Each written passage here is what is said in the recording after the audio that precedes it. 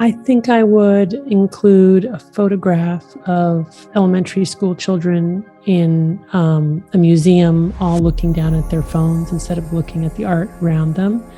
And I would include some graphs and statistics of the rising rates of depression, anxiety, and suicide that we're seeing today as a cautionary tale and a reminder for future generations about trying to do whatever they can to reverse the course of those current trends.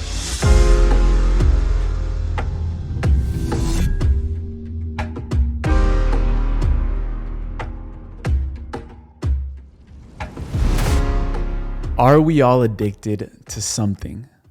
As we see our young generations and the world at large, we begin to understand that there is this skyrocketing epidemic of anxiety, of depression, of feeling pain and emptiness in our society at large because of this overstimulation of dopamine that we have never seen before in human history. And also this overstimulation and overconsumption mindset where we're constantly looking outside of ourselves for more. This episode, I believe, is one of the most central topics that we could be addressing in the moment. And that is why in this episode, we brought in one of the leading authorities in addiction recovery, Dr. Anna Lembke, who is a psychiatrist and the chief of the Addiction Medicine Dual Diagnosis Clinic at Stanford University School of Medicine. Her work has taken the world by storm because she is able to explain the neuroscience of addiction and the opioid crisis in a way that the masses can understand. She explains that in this habit that humanity has taken of pursuing pleasure and avoiding pain, we're actually doing our biological processes much harm. And we're having a very toxic relationship with dopamine that we produce, this reward mechanism in our brain. She was featured in the 2020 Netflix documentary, The Social Dilemma, and her best-selling book, which has been endorsed by figures like Dr. Andrew Huberman, called The Dopamine Nation, Finding Balance in the Age of Indulgence, has taught people how to reverse their addictions and really reimagine what addiction is, putting it as a central topic in our lives because we normally put addiction out here. Some of the people in society are addicted. But when we look and we actually understand where these processes are coming from, we understand that there are addictions within ourselves that need to be healed. And when we can understand the neuroscience of addiction, when we can understand what is happening in our brain, we can actually move beyond that and get to the other side, which is recovery, living a life where we can enjoy the simple pleasures of life without having to constantly get this dopamine boost from outside. So this episode might inspire you to get in an ice bath after this, to delete Instagram maybe, who knows, but I want you to open up your mind to the possibilities of what can happen when you resist the urge, when you start leveraging the boredom that you're feeling and not going straight to the TikTok and scrolling constantly, and actually understand that your brain just needs to settle down and enjoy the boredom. To find where addiction recovery can intersect with spirituality, and what are the messages that the next generation of leaders need to hear so that their brain can be clear, focused, and on their purpose. So I really hope you enjoy this episode with Dr. Anna Lembke. This is one of the most mind-blowing episodes and science-packed episodes that we've had. So drop a comment. What were your main takeaways after this episode? And if this resonated with you, share it with someone that needs to hear it. Without further ado, another incredible recovery and healing episode with Dr. Anna Lembke. Anna Lembke, welcome to the podcast. What are you most excited about today in your life right now? I'm really excited about how my daughters are getting ready to launch to the next episode of their lives. One is just about to graduate college. The other is just about to go to college. And I think they're navigating the transition well. So I'm excited about that. I love to hear that. And, you know, I would like to just start off with the big question. The big question is, you know, we're living in a world of unprecedented wealth, technological advancement, you know, distribution of wealth and more abundance that we've ever seen in our lives, more access to pleasure, more ways to avoid pain in many senses. And I wanted to ask you, from you seeing from this higher perspective and seeing thousands of patients and having conversations about addiction, I wanted to ask you why you think that we're living in a time of so much pain and so much emptiness in the world right now. Well, as I talk about, in my book, Dopamine Nation, there is very likely a connection between the overabundance in the world and our growing unhappiness. It's paradoxical, of course, because you would think the more we have, the more access to pleasure, the more insulated from pain we are, the happier we should be. But in fact, the opposite happens. And the way to understand that is to really understand the neuroscience of pleasure and pain and how our brains process pleasure and pain, especially when we're dealing with highly potent sources of pleasure, otherwise known as intoxicants, which come in the form not just of substances we ingest, but also behaviors we engage in, gambling, gaming, sex, shopping, eating, you name it. Almost every aspect of human behavior has now become drugified in one form or another. Would you say that in some sort of another, are we all addicted to something? And what is really behind these addictions that we've placed the label on so easily?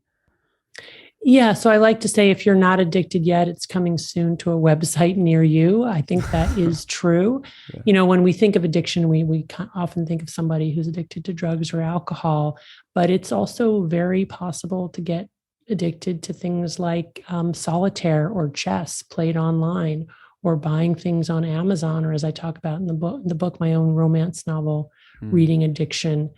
Again, what's happened in our highly successful capitalist system is that everybody has figured out how to hijack the brain's reward pathway and to, with intentionality, make products that are so incredibly reinforcing that once we begin our engagement with them, it's very hard to stop. And over time, we need more potent forms of that drug and more abundant quantities in order to get the same effect, ultimately leading to a place where we then need that drug just to feel normal. And when we're not using, we're in a state of kind of subthreshold withdrawal. And again, that's because our brains have been wired over millions of years of evolution to reflexively approach pleasure and avoid pain.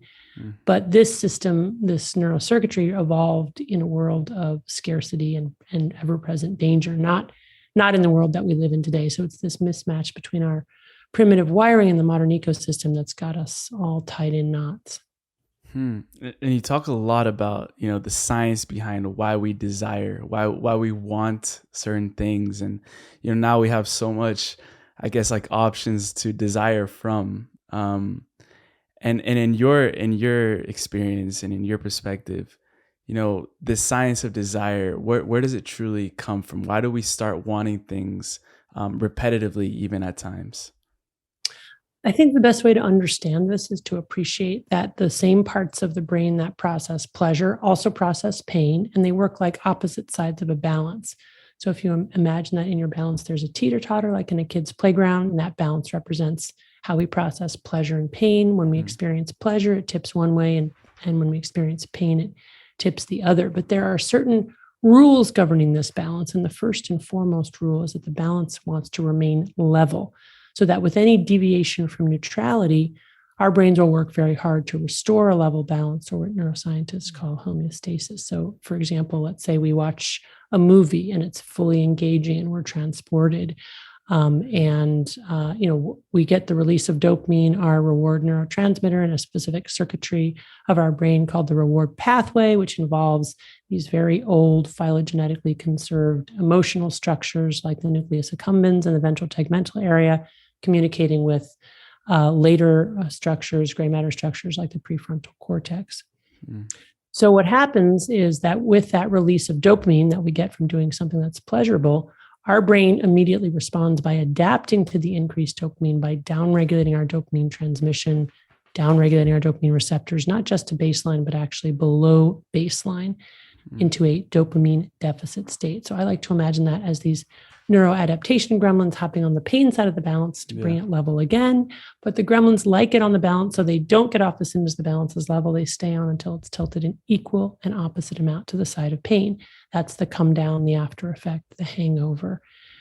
If we wait long enough, the gremlins hop off and homeostasis is restored. But the point here is that for every pleasure, we pay a price. And that price is some form of pain or restlessness. It's like that moment of eating a peanut and that moment of wanting another peanut. That's a kind of a very subtle form of that pain or withdrawal that then drives us to reach for our drug again. Again, if we wait long enough, that feeling passes, the gremlins hop off, balance is restored, baseline dopamine firing goes back to where it was. But of course, the urge and the tendency is to eat another peanut, right? Or watch another Netflix episode in order to counteract those gremlins on the pain side of the balance, which brings us to the second rule of the balance, which is that with repeated exposure to the same or similar reinforcing stimulus, that initial deviation to pleasure gets weaker and shorter, and that after response to pain gets stronger and longer. In other words, the gremlins start to multiply and they get bigger and stronger. And the more we ingest our drug, the more gremlins accumulate on the pain side of the balance. Then pretty soon we've got enough gremlins to fill this whole room. And now they're camped out there, tents and barbecues in tow. And that's essentially what happens with addiction. People end up in this kind of chronic dopamine deficit state, which can take a long time to reverse. So, for example, imaging studies looking at the brains of people using heroin or methamphetamine found that they were in a dopamine deficit state. That is, their dopamine transmission levels were below normal 2 weeks after they stopped using their drug. So, in other words, it's a very persistent state, which can really drive relapse. And when we get in that state again, then we need more and more of our drug to get the same effect. Other more modest rewards don't do anything because we've got all these gremlins camped out on the pain side of the balance. And when we're not using, we're experiencing the universal symptoms of withdrawal from any addictive substance, which are anxiety, irritability, insomnia, dysphoria, and craving. And what happens, to us? What happens in our brain for, let's say that, we see the donut or we see, Instagram and we choose not to go for that second hit. We choose not to, using all our will. And I know will is a limited capacity we have each day. But we use our will to stop ourselves from, getting that next hit, that next, whatever it is. In that sense, what happens in the brain? Well, then what happens is those gremlins realize, okay, there's no more, source of dopamine coming externally, and they hop off the pain side of the balance, and our brain starts to upregulate our dopamine transmission again until we eventually get to a level balance or a baseline homeostasis, dopamine firing. And at that point, we're no longer in that state of craving. But, if you've been using drugs for a long time, and by drugs, I mean, not just substances, but also behaviors, video games, pornography, shopping, sexting, texting, you name it, all of it. If you've been doing that for a long time and repeatedly pulsing your brain with those intoxicants, then you've accumulated a lot of gremlins on the pain side of the balance. You're in a chronic dopamine deficit state. So that means you will have to abstain for a longer period of time in order for the brain to heal, for the balance to go back to the level position. In my clinical experience, it takes on average about 4 weeks of abstinence for the brain to really begin to reset reward pathways. Yeah, you mentioned a story about that with a girl, young girl with a cannabis addiction, and she went off. She said, I'm going to listen to you, doctor. I'm going to go off for 4 weeks. And she said that, her anxiety, everything got better. And we don't tend to connect, our addictions with certain other things that are overflowing in our life, the way that we feel, the way that we even interact with other people. And you mentioned something that was super important that I wanted to talk about, which is this increased psychological fragility that the younger generations are growing up with, that this mentality of, you can't expose yourself to too much pain because pain isn't going to help you in any way. You said, in the 1980s, all before, medicine said you need pain in order to grow. You need pain in order to strengthen your immune system, have these higher functions in the body. So why have we become such a fragile, I guess, generation in many ways? Yeah. So first of all, let's go back to the example of my patient who was using cannabis. So she was smoking, every day. And she was convinced that the cannabis was the only thing that helped her anxiety. And she was coming to see me not for help with stopping cannabis. She wasn't interested in stopping cannabis. She was coming to see me for help with her anxiety because the cannabis wasn't working as well as it had previously. And instead of recommending an anxiolytic medication or even a particular type of psychotherapy, what I said to her is, you need to stop smoking pot. And if you stop smoking pot, my hypothesis is that, after a month, your anxiety will be much improved, because what feels to you right now as if you're medicating your anxiety is really just medicating withdrawal from the last dose. And in fact, your cannabis consumption is driving and at this point, probably creating your anxiety. So she very reluctantly agreed to this experiment. And I, the only reason she agreed was because you said, do you want to keep doing this in 10 years, in 5 years, in a year? And that's the importance of seeing ourselves, our future selves, instead of wanting that gratification in the now, in the present moment. Right, exactly. Looking at the longer narrative arc of our lives and sort of projecting our current selves onto our future selves. And she was very clear that she didn't want to be smoking pot the way she was smoking it in her 30s. So then it was like, okay, if you don't want to be using that when you're 30s, what's the magic year? And we just kept working backwards. And finally she said, okay, I get the point. I might as well try it now.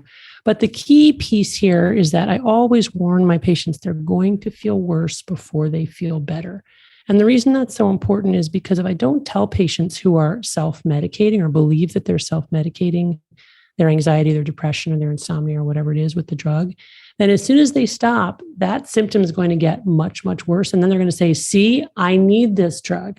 What they don't realize is that the drug itself is actually driving those gremlins to hop on the pain side of the balance and causing symptoms of anxiety, irritability, insomnia, dysphoria. Yeah, the pleasure we seek has a price to pay.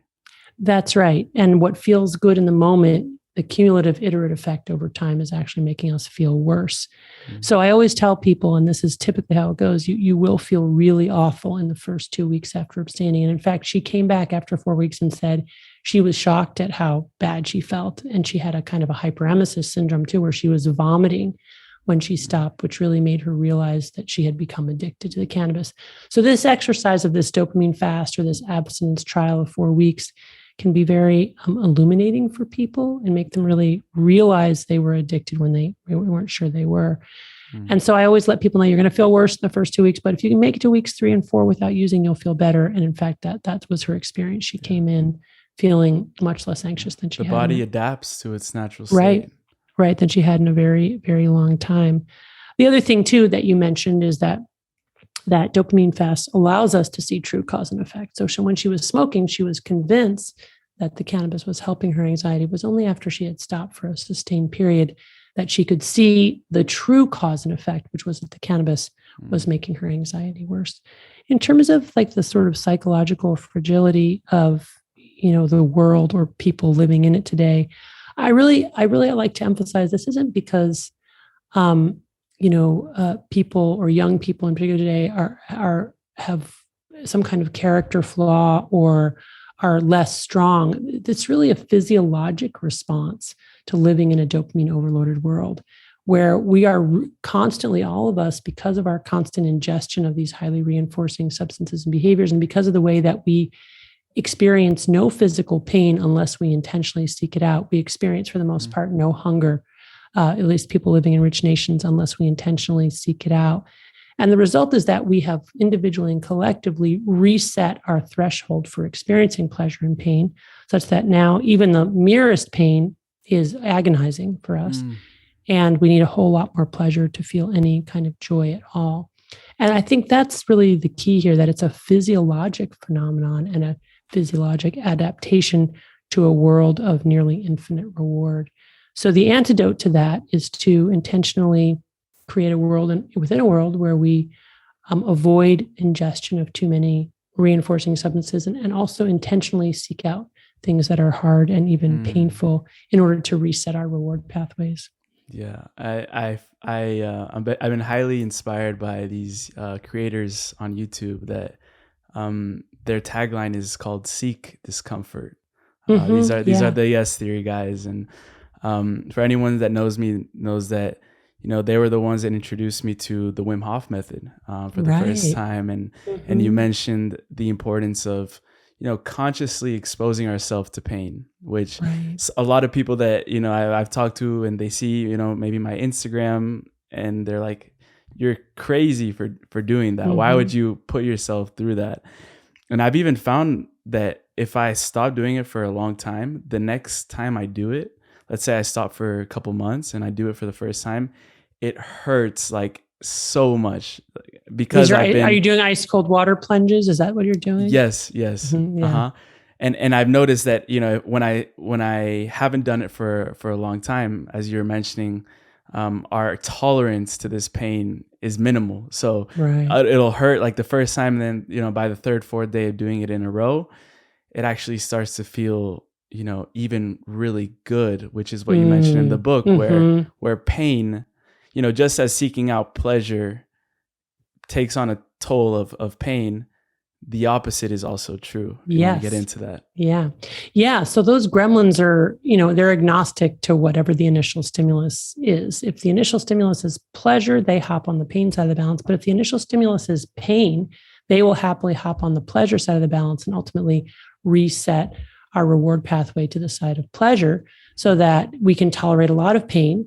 And even a very small pleasure is pleasurable for us. This is all based in the science of hormesis. Hormesis is Greek for to set in motion. And basically what we're doing when we're exposing our body to mild to moderate noxious stimuli like ice cold water, like exercise, like intermittent fasting, is we're telling our body, okay, there's a minor injury here. We need to now upregulate production of our own feel-good hormones and neurotransmitters like dopamine, like serotonin, norepinephrine, et cetera.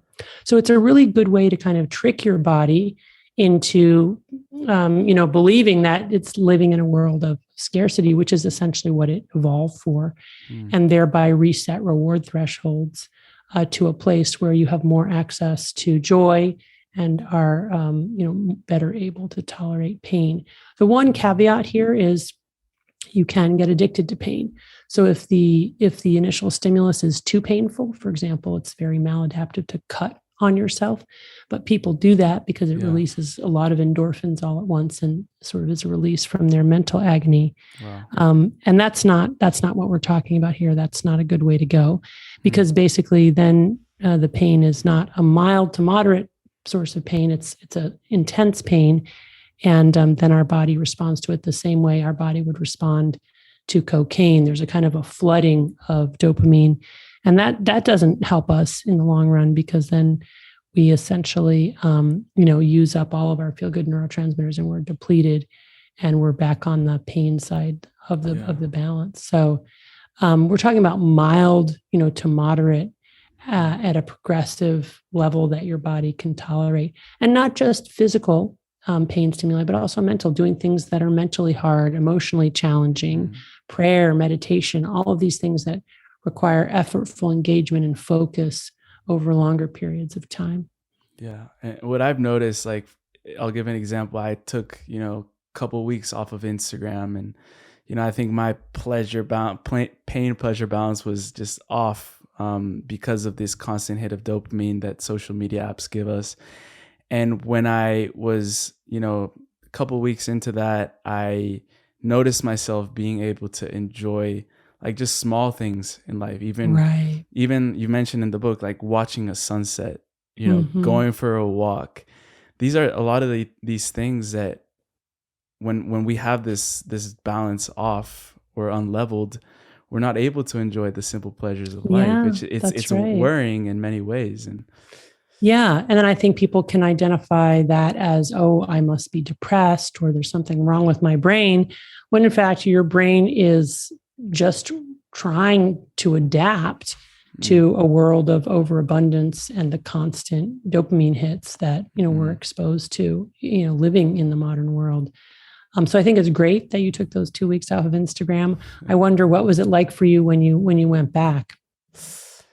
I was like, I need to moderate it because I knew, I knew that if I were to just go back to business as usual, I would have fallen, to the same habits, the same Right. old patterns. So in the first couple of days and weeks that I was like getting back into it, I would limit myself. So that was, I'm losing the word, self-binding. Right. Um, Self-binding the, strategy. the Yeah. self-binding strategy that you mentioned in the book. This one was chronological. So, putting a Right. time limit on our phones. The funny thing is that our phones are, you can put a time limit, but then we just say like, no, override it. Yep. It's hard. It's But hard. That's for yeah, sure. so what I would do is like my 2 hours or like an hour, we're up, and I would just delete the app again. So that's good. So Yeah. you use not just time as a self-binding strategy by saying I'm only going to do it for this long, but you also use like what we call spatial or geographical barriers. You deleted the app in between. And it might seem like not that big a deal to delete an app, but those little barriers just can create enough of a time lapse or enough distance between ourselves and our drug of choice to allow ourselves to slow it down enough to be able to say, no, you know what? I really don't want to do Instagram right now. That just having to wait to reload it just might be enough to say, no, I committed to not using it and I'm not going to use it. So that's great. Are you finding that you're able to keep it at moderate levels, or is it a struggle? Yes. And I've seen, because now in my phone, for many people maybe that have an iPhone, that every week, every restart of the week, it tells you like, oh, your screen time increased by X% or decreased.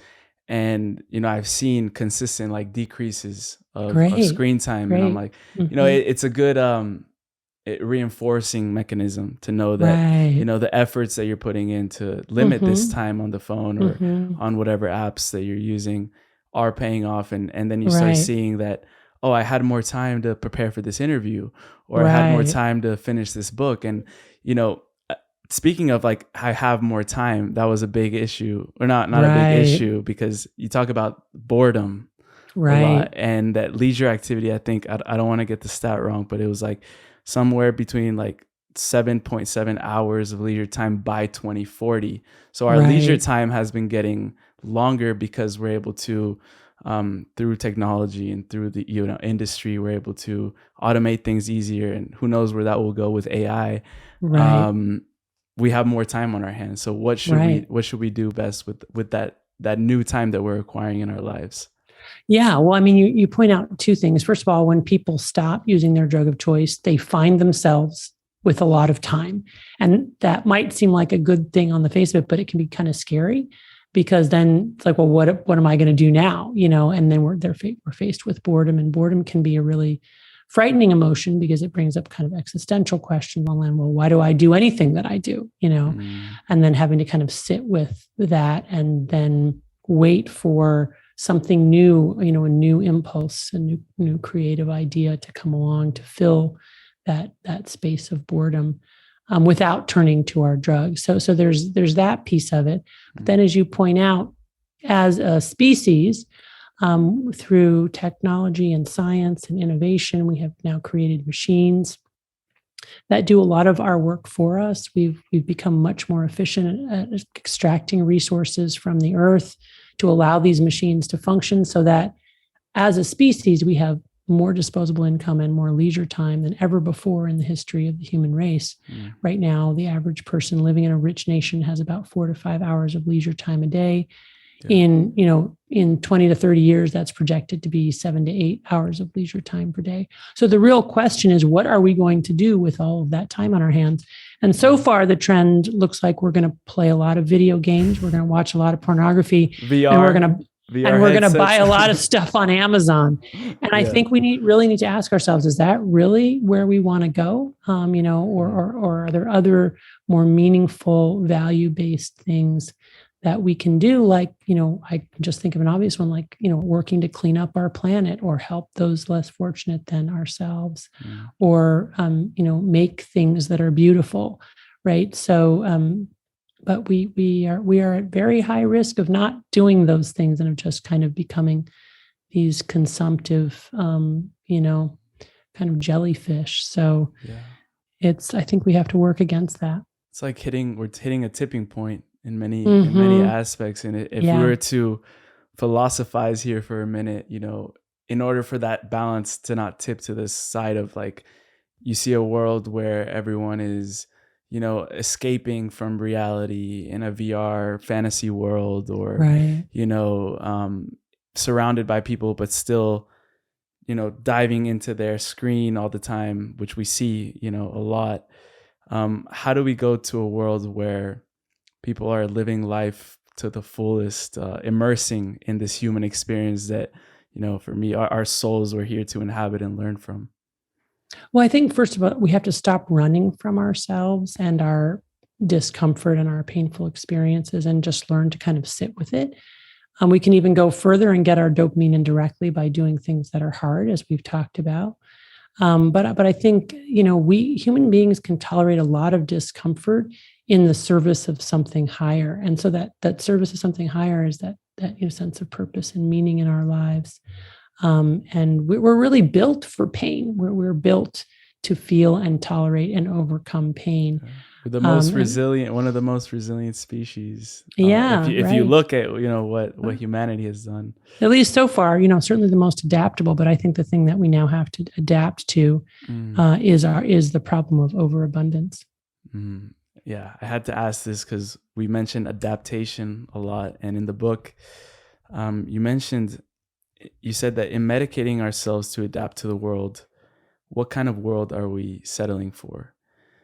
So that got me thinking, like, a lot of the medications that are out, in the market that people are taking, a lot of young people, it's because, some of their behavior is not socially acceptable. So we suppress, even their creative abilities, or their, ability to fantasize and come up with alternate worlds, and the imagination, intuition, things like these. Do you think that having these psychotropic medications can have an impact on, innate human capacities that we are not tapping into because we're suppressing them through medications? Well, I think there's a lot of suffering out there, and we as a species are trying to figure out what to do about it. And one approach has been to use these psychotropic medications, which I think in some instances are absolutely life-saving. And as a psychiatrist, I prescribe them all the time, and I'm very grateful to have them in my toolbox. But I do think that they are overprescribed, and they are overprescribed in instances when the real problem is not that individual in their brain, but really the environment that they find themselves in, and that there are some fundamentally problematic things in that family or in that neighborhood, or in that particular social structural setting that are causing that individual to be unhappy or to act out in certain ways. And so my concern is that when we're identifying every single instance as a chemical imbalance in the brain, in the individual's brain, that needs to be medicated, to what extent are we then ignoring the real societal and structural problems that brought on those symptoms in the first place? Not to mention that, it's very clear that when we use things like antidepressants, we can relieve anxiety and depression in the short term, but it's not clear what they do in the long term. And also in doing that, are we sacrificing the experience of other deeper human emotions like grief and awe, which do become often dampened when people go on psychotropic medications? Their access to these types of emotions is muted.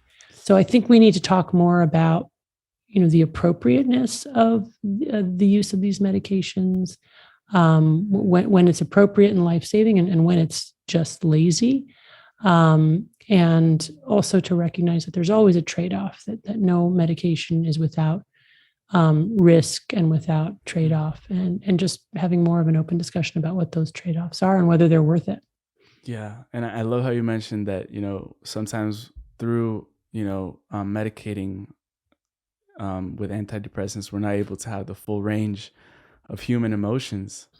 Those being, you mentioned grief, even awe on the other end of the spectrum. Like, I've had, just experiences of awe when I'm, for example, I had one a couple of years ago when I was in front of the pyramids in Egypt, and that sense of awe. Like there's this sense of meaning, and there's something bigger outside of you. And one of the stories in your book, you told your patient, get rid of your electric machine and get down and pray on your knees. And I loved how in that instance you combined the metaphysical aspect with what we know about addiction and abstinence. So I wanted to ask you, and I know it depends a lot on the person and the patient that you're working with and their background, but how important is incorporating that metaphysical aspect into our process of healing and recovery?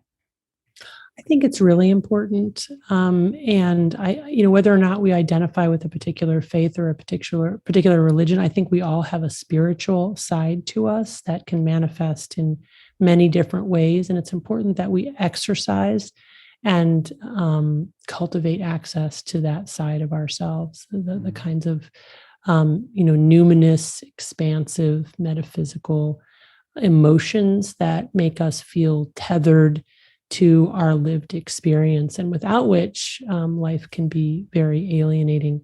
So that's a big part of the way that we practice, the way that I treat patients, without making assumptions or imposing my own belief system on them, but rather exploring how their spiritual selves are operating in their lives.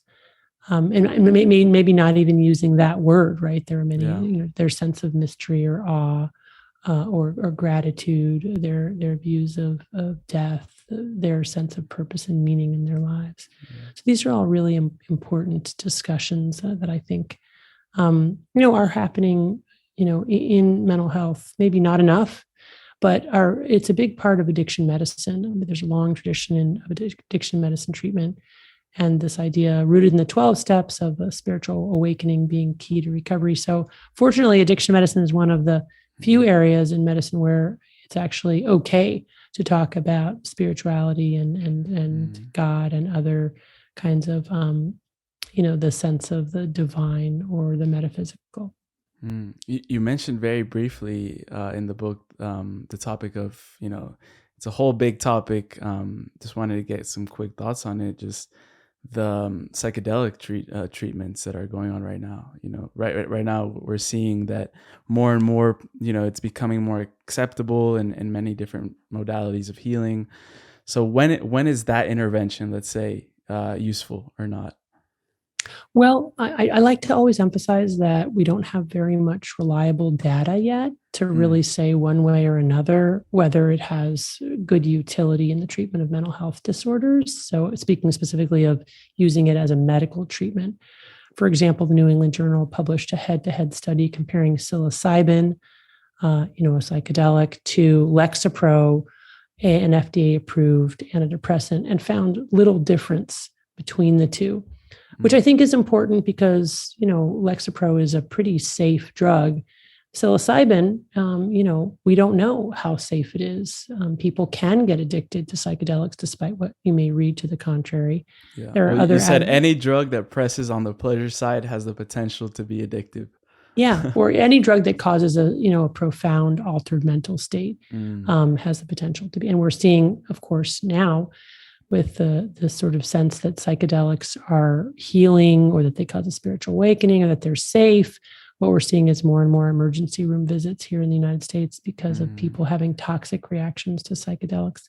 Psychedelics can cause persistent perceptual disorders like persistent illusions and hallucinations and dissociations that never go away.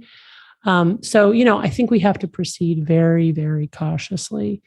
I'm always wary of that latest and greatest magic pill that's going to, cure X, Y, or Z. I think we need to be really skeptical, especially when we're dealing with a potentially dangerous mind-altering drug. So we need a lot more data. And, so far, I would say the data are not particularly convincing. Yeah, and the name of this podcast is Just Tap In, and the philosophy behind that is that when we make the time, or we make the efforts to go deep within ourselves, we start creating these higher emotional states that we realize we don't need the new car. We don't, have to have that perfect relationship or that, perfect partner to be in our life, but we can create that from within us. And by feeling those higher emotional states, we begin kind of operating at a level of consciousness where we can sort of attract those experiences from feeling those emotions first within. A lot of this based on my work with Dr. Joe Dispenza and people of that sort. But it's really interesting, like, we've become a society where we're seeking to feel something outside, but having cultivated that ability to go within and truly create and nourish those states from within. Yeah, so it's so interesting, like this idea of going within. This is all kind of the Eastern practices, Buddhism, mindfulness, meditation. I think it's a little bit of a problem of language, because I don't really like the language of going within. It seems very sort of navel gazing and self-absorbed. I know that it's not about that ultimately what we're going in to go out. But I think what the language that I prefer is transcending the self, which in a way is not really going in, it's moving out and above and away from the self, which I think is really important. And we can take time each day to transcend ourselves without the use of drugs, by connecting to a higher power, however we define that. And I think that's very important and fundamentally human. We've been doing that in one shape or another since the beginning of time. Science has sort of suggested we don't need to do that anymore, but I don't think that's true. I love that, transcending the self, because essentially the self, it's much more than the physical body. It transcends 100%. And right. Having those experiences of transcending where you're witnessing the healing of someone else, and you feel what the other person is feeling, like that power of empathy that right, the connection you must be feeling when tens of thousands of patients coming through and having these intimate conversations. I wanted to ask you, if we begin to like zoom out and scope out, looking at the young generations. Obviously you have children in the Gen Z generation, which I'm a part of as well. And what are some patterns that you've seen in this generation in specific? Because what I was thinking is, like, these generations are the leaders of the future. And we don't want to grow up in a world where the leaders of the future are all up in their pain pleasure balances, messed up and addicted to dopamine and things like that. So what are some patterns that we can begin to uncover for young generations?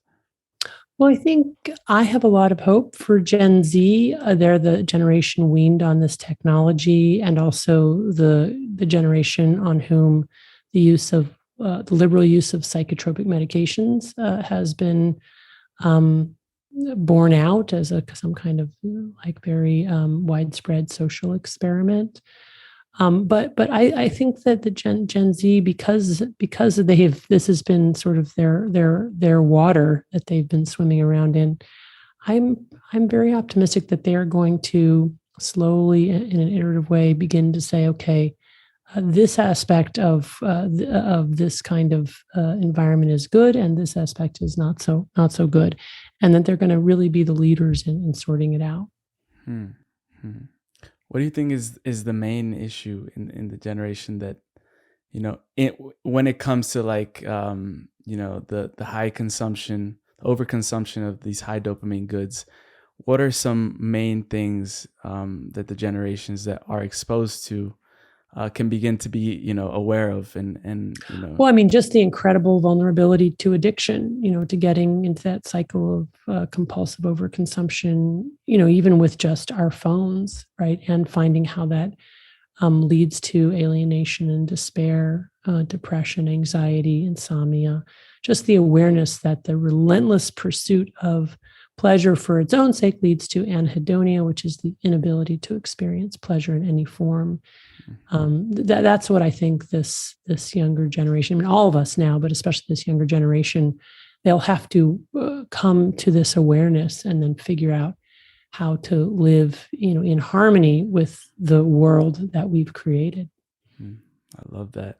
I know we wrap up every podcast with a segment called the final trio. There are 3 rapid fire questions that you can answer in any way that you want. But before getting into that, I wanted to let people know where they can connect with you. Whatever you want people to know about your work, anything that you would want to connect people with. Well, not surprisingly, I'm not on social media, but there is a website with information about my writing and my other work on Lembke.com. Awesome. We'll leave everything in the show notes and the links if you're watching on video. So the first final trio question I wanted to ask you is, what is your recipe to fully embrace life instead of running from it? Oh, every day do something that's hard. And preferably do it in the early part of the day so you can enjoy the after effects in the rest of the day. Wow, I like that. Doing it first. There's a book called Eat the Frog First. There you go. Do something hard in the beginning of the day. Right. I started a day with, cold shower. There you go. That's the first thing. What is the biggest wisdom that you have received from your patients that have gone on a journey of recovery and started living a life of meaning and purpose? Tell the truth about things large and small, especially things where you have to reveal your own character flaws, mistakes, and selfishness. Don't cover those things. Pay attention and tell the truth. Tell the truth. Love that. This final one, I get really excited because I never know what to expect from each guest, but it's a question that kind of makes us time travel a bit out into the future. So looking down 5, 10, 15 years down the road, if I were to give you a time capsule and you could put in anything that you wanted in that time capsule, from a book, a poem, a word, an affirmation, anything that is symbolic to you, and you would leave that time capsule so that when 15 years down the line, when the Gen Zs, the younger generations, start stepping into a leadership role, they're able to open the time capsule and use whatever you put in there to be able to lead more from a place of awareness, lead more consciously, and, turn the world into a better place. I think I would include a photograph of elementary school children in a museum, all looking down at their phones instead of looking at the art around them. And I would include some graphs and statistics of the rising rates of depression, anxiety, and suicide that we're seeing today as a cautionary tale and a reminder for future generations about trying to do whatever they can to reverse the course of those current trends. And the Dopamine Nation. and Dopamine Nation, a copy of Dopamine Nation. Good point. I didn't think of that, but I like it. Anna, thank you so much. This has been really a wide, eye-opening conversation and topic in general. I really encourage people to dive deeper into your work, and I can't wait to see, what else you're going to be talking about in the future. I would love to do this again. Oh, great. Thank you. Well, thanks for inviting me. And again, young people like you being thoughtful about their lives, makes me really hopeful for the future. So I appreciate it. Appreciate you so much. Thank you. You're welcome. Bye-bye.